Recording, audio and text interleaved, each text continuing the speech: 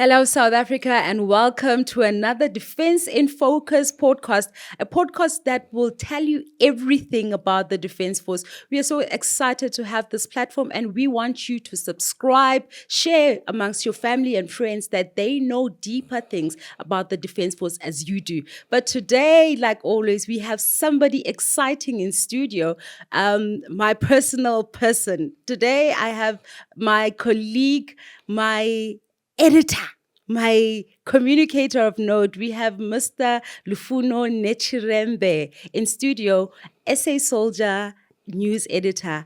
Welcome. How are you, sir? Thank you. I'm quite good. I'm quite pleased to be here. I was excited when they told me, "Oh, you're gonna have Lufuno in studio today." I'm like, "Yes, I'm gonna hear big English because because your writing is prolific. Your editing even exceptional. I'm excited to and honored to have you here in studio. But we want to know more about who is Lufuno. Oh, thank you. First and foremost, thank you for giving me the opportunity to really to actually elucidate and indeed expatiate on what animal is as a soldier. It is quite an opportunity that I think people out there, viewers out there, would really want to know. Yeah, you heard that. Elucidate and expatiate. I told you the English today is going to be on a very high level. Lufuno, if you can take us through how you got to be a news editor, your education, where are you from? What did you study? And the love for writing and media. Thank you. I like that question. It makes me feel so real, so to speak. Well, who is Lufuno? Lufuno is firstborn of David Netshirembe. Hence, I call myself in my other cycles the son of David. I grew up in Venda, a township called Shandima, and I went to TNT, not 2UT, as they call it, Yeah. Technical Northern Transvaal. Okay. Not that I want to expose my It's age. exposing your age. I'm thinking I was not really conscious when they called it that. Yeah. So we were the first group of journalism in TNT. At some stage, we were the class that is known to be the best in journalism after Rhodes. After Rhodes University. Then I started working 1997, 98. I'm not laughing. Okay. I started working at South African Grain Information Services, where basically they deal with grain information, agriculture. Okay. We used to process information about grains, and then we'll put it in the magazine and distribute it to the farmers. Then from there, I went to Multi-Choice for a magazine called TV Guide. There's this story that I'm quite proud of. When I started working in Multi-Choice, there was a sort of a competition, internal competition, to say that, look, the magazine is called TV Guide or TV Plus. I cannot remember the exact name. I remember TV Plus. Yeah. It was in my time. Yeah. So the competition was, we need to change the name. We came up with names, and they looked at the names, and I came up with the name Dish. The name Dish referring to the satellite dish, which means that, and the dish as in like the dish that you would serve. So I said dish referring to the satellite dish, and the fact that we are dishing out all these bouquets, all these channels, all these TV series and all that. And that's where the name Dish came from. From there, I went to new media publishing because that section was outsourced to, and then I stayed in Cape Town with new media publishing, and I applied for this post that I'm in now. Before you get to this post that you're in, I want to know when you are in vendor. Yeah. A young vendor boy saying that I want to go into journalism. Where did that come from? What motivated you to say I want to go write stories and stuff? Oh, you make me smile with that question. It's actually quite exciting. It reminds me of my dad. As I was growing, I used to act. I used to be like, Theater. sketch Yeah. and all those things, drama, Yeah. go high school, and I told my dad that, look, I want to be an actor, and the only place that you would do that was in Rhodes University. Yes. So my dad said, you have never been out of Venda. Now you want to be out of Venda, and then you go to Rhodes. You don't even know where Rhodes is. Yeah. It's so far. No, you can't do that. And there I was sitting like, what can I do? I went to TNT. There was a bus called Transstate. I don't know if it's still around. We would just, all kids from Venda, all kids who passed matric, go to Pretoria. You'll see to finish. Yeah. I did that. Get into the bus with a whole lot of kids.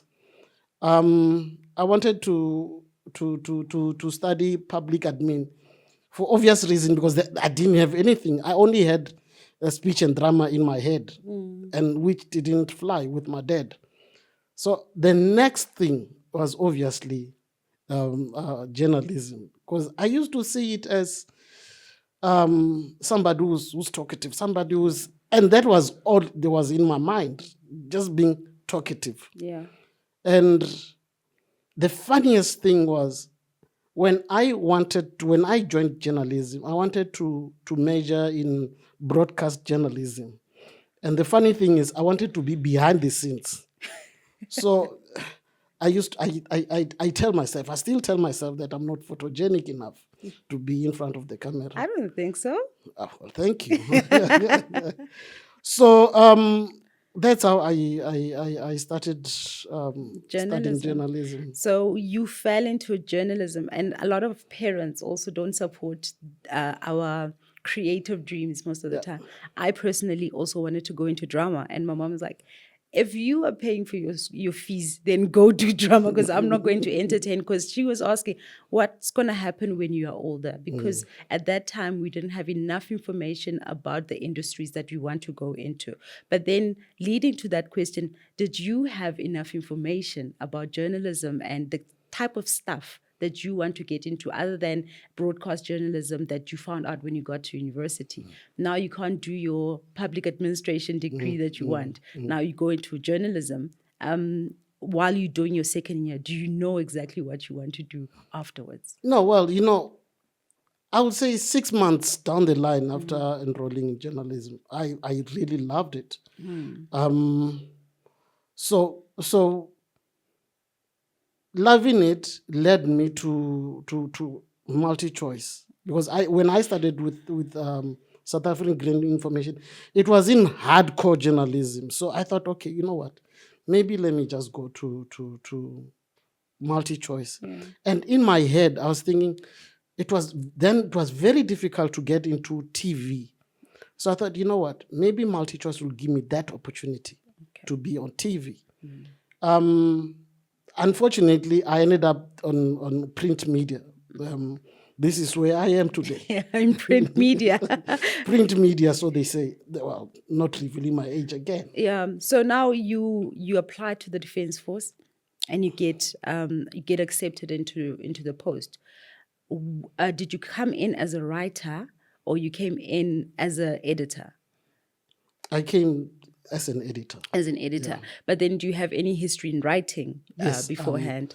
While I was in MultiChoice, like I was saying, the Dish magazine, I was doing writing. I was doing movie reviews. And and writing the synopsis, and which is very, very, very interesting. I know. The good part about that is we used to get invited to go watch movies before Everyone South else. Africa would watch them, before they go to the cinemas or any other place.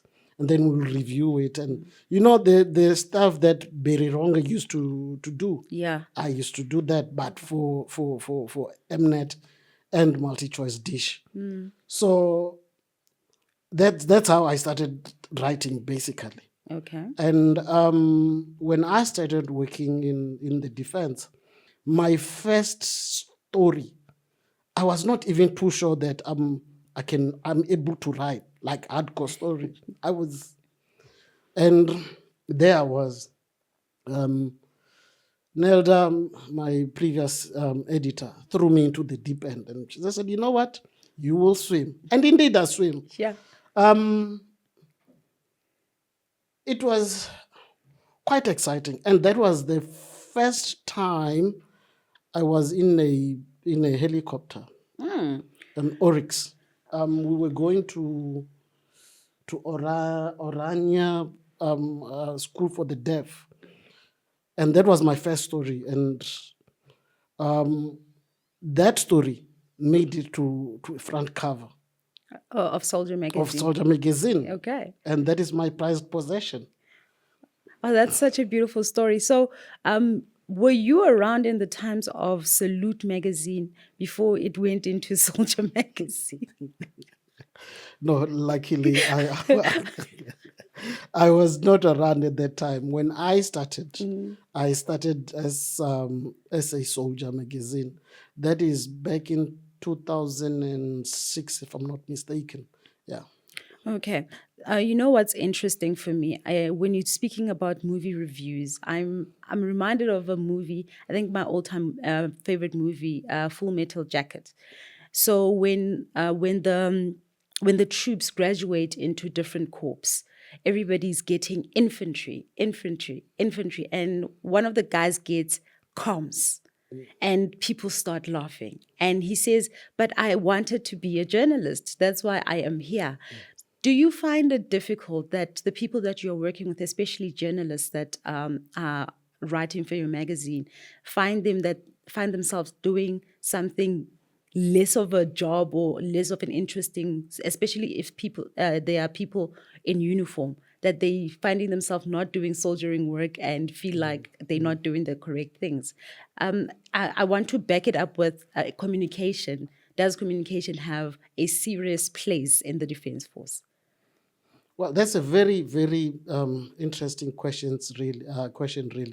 I've actually, in my own opinion,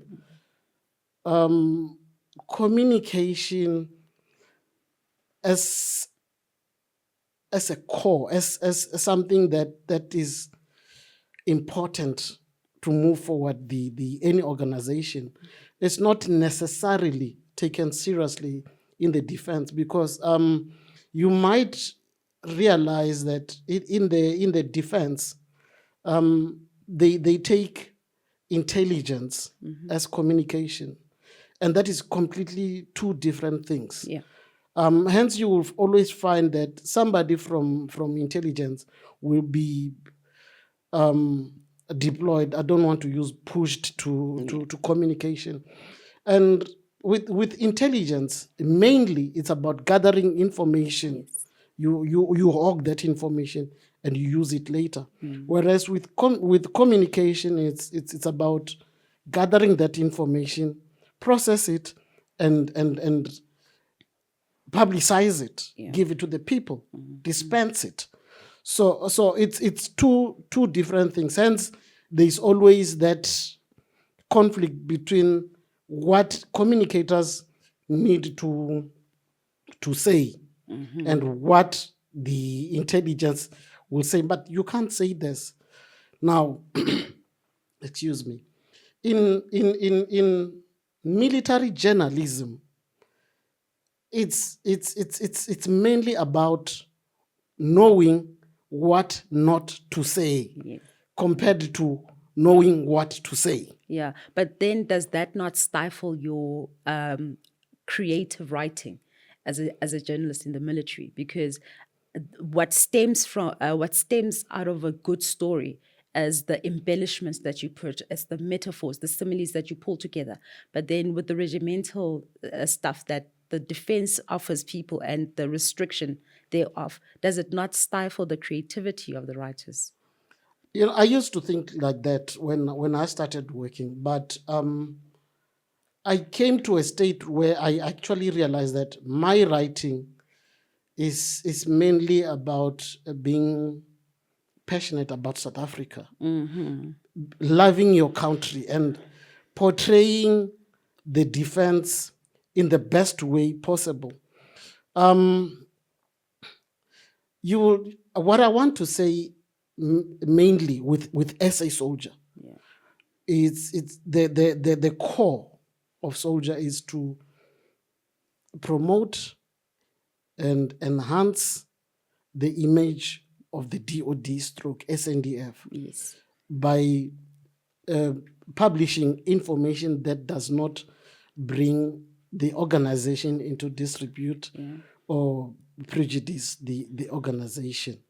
So if you look at that, you realize that you are shining the best light into our force, which is obviously the only statutory force in South Africa. And it is your responsibility, my responsibility, and the responsibility of all South Africans that we are not trying to shy away from the bad stuff that South Africans do, but we do not necessarily want to be seen to be washing our dirty linen and hanging them in public.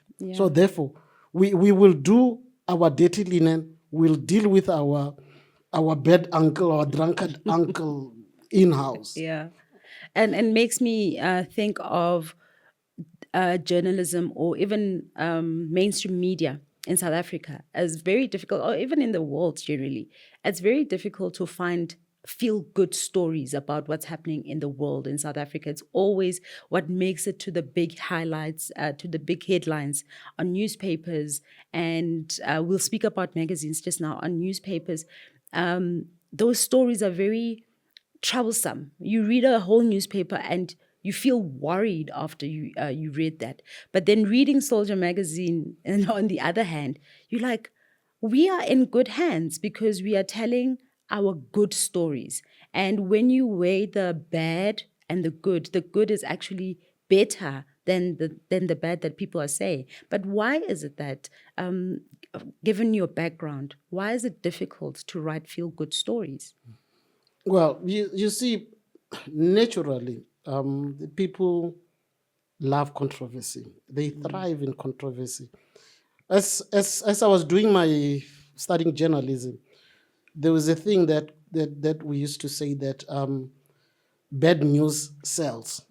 So because of that thinking, we always think that, you know what, if you sell controversy, you'll make more money. And remember, when journalism started, it was mainly commercial. So you start selling bad news so that you make more money, so that you've got more profit. So that's where the whole thing stems from. However, with us, with SA Soldier magazine, excuse me, what we look into is we look at it that if we don't tell our stories, who's going to tell it? Yes. So we want to narrate our stories the way we see it, and we shape the agenda and create perceptions and impressions.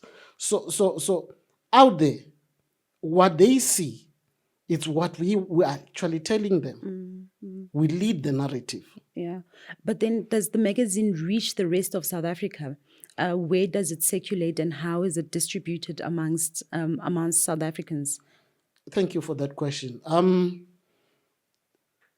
SA Soldier goes to the military attaches, defense attaches, the diplomatic corps, the parliament, and to all deployment areas. And when we used to print, which is part I think I'll go into later, we used to distribute all over South Africa to all the units in South Africa. Yeah.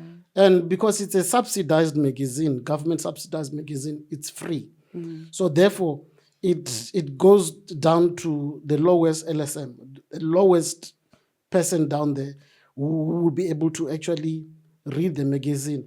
And part of the exciting thing about SA Soldier is, hence you said that you will hear big words and contrary to that, with SA Soldier, we thrive on lowest, or rather basic, the most basic English that you can find. Yeah. So that anybody, everybody, anywhere will be able to interpret and enjoy and consume whatever that we are saying in the magazine. Yeah. So Though it's strategic, but the English is quite basic. So basically, it's more an internal way of communicating, not necessarily for the citizens of South Africa to get a hold of Soldier magazine. Well, not necessarily, because it's made public. Yeah. It is open to all South Africans. Okay. So now making it public, we are now in the digital world. And you alluded earlier on about when you used to print. So that gives me an understanding that you're not printing anymore. Is there a reason to stop printing for one? And also, how are we transitioning into the digitalization of the magazine, and how do we access it for people that are listening, that are watching us out there, that want to access the magazine online or wherever the platform is? How do we do that? Well, that's an excellent question. When I said we used to, that will obviously talk to the era that the magazine was established. Going forward, we sort of paused the printing. Now we went digital. What do I mean by digital? Rather, maybe not necessarily digital, depending on how you understand the word digital. Yeah. We went online. What do I mean by that? I mean that we will publish the magazine on online platforms. Okay. If you look at it, we're moving with times, meaning that there are most of the people consume their news through their phones, through their computers, and obviously we had to move with times. However, it does not mean that we are excluding those who still prefer to read, to have a feel of a paper. Yeah. We are looking into printing just to serve that category of the citizens and so that they still have their magazine. Look, it's always good to have an actual physical hard copy because you can always share it with and then you can always put it away and generations to come will actually see, oh, Daddy was an editor of this magazine. Because with digital or online, things do get lost. They get somewhere in there. Yeah. All right. No, that. But then, where do we get it? How do we get hold of the magazine? On which platforms? You can get it in all the SANDF stroke DOD social media platforms and the DOD stroke SANDF website. Yeah. Yeah. All right. And just one last question, Mr. Netshirembe. Your challenges as a magazine, what are they and what is the remedy for them? Mainly it's the perception of the people. I dare say that people still think that we are sort of propaganda machine of the defense. And yet we are not. We are just telling the reality, but we are telling it as it happens in our environment. We want people to know the truth and the reality of it all. If we say there is some troops that died in, say, in the DRC, Yeah. it is the truth. Yeah. We do not try and sugarcoat it and. Yeah. But maybe what people do not know is how much of good news we try hard to get, because it is our sole intention and purpose that we get you that those good news, so that the people can know. Because all people know is they see a soldier and they think, oh, soldiering is about boots and guns and camouflage Dust. Yeah. and dust. And whereas in actual fact, it is our duty to say that, look, we are not just about soldiering. We are about career. We are about science. We are about medicine. In fact, we bring everything that happens in the SANDF. You can get all the careers that you can think of within the SANDF. Yeah. What people don't actually know. So it is our duty to publicize that. Yeah. Lufuno, you guys are doing an amazing job. You have excellent photographers, excellent photojournalists, excellent journalists, and we see it in the product that is Soldier Magazine. And thank you for joining us today. It's really time is because I wanted to speak to you about more, but then hopefully you'll come and visit us again. But thank you for the pleasure of having you here. And South Africa, that is it. We had Mr. Lufuno Netshirembe here in studio today, speaking about everything SA Soldier Magazine. Please stay tuned for our next episode and subscribe, like our channel, and share it with other people. Likewise, my name is Gibona Ramasimung, and I was your host today. Thank you.